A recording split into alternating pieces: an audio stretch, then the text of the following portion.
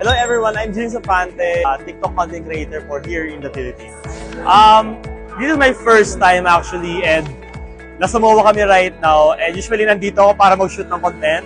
So it's a little different thing, and it's very fun kasi sobrang daming tao talaga, and lahat sila, while I'm speaking, nakatingin lang talaga sila sa akin gano'n. So super na-appreciate yun kasi na-appreciate din nila yung pinaghanda ko rin para sa kanila. So definitely ulit tayo next time. Actually, it's super unexpected talaga noong time na yun, and hindi ko rin talaga siya na-predict. But that time, wala ko ibang inisip kundi mag-enjoy with my viewers. Wala ko ibang inisip kundi, basta nandun lang ako, I'm doing my thing, I'm having fun with them, I'm engaging with them, and nagulat na lang ako, bumili pala sila.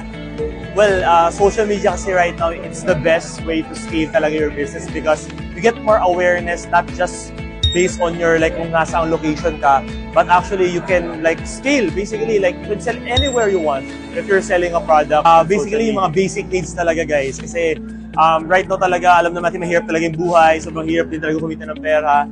So ang pinaka best talagang ibenta talaga right now is yung mga basic needs kasi malaking tulong yun sa mga kababayan talaga natin, especially if you find way na makatipid talaga sila. TikTok, of course, TikTok is the best, always the best. Always make sure na do your own research talaga guys, kasi I believe with every people, with every business owners, there's a lot of multiple creative ways to be successful. So sometimes my story or my strategy will not work from others, sometimes some strategy will work for them. So I really suggest na always do research, always try. Of course, don't give up lang.